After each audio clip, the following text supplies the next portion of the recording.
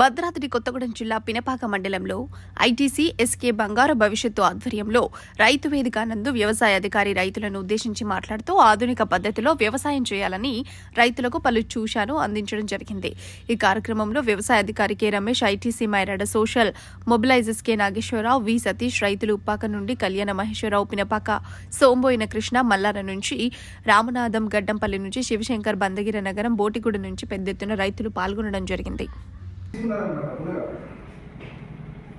మునగ అనేది చాలా ఎకనామికల్ గా అంటే ఆర్థిక పరంగా చాలా లాభాలు ఇస్తుంది. మిగతా పంటతో పోల్చుకుంటే తక్కువ సమయంలో.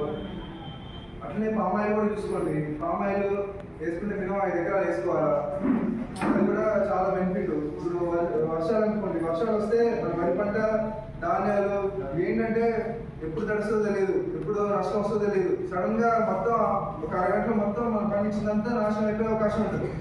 అదే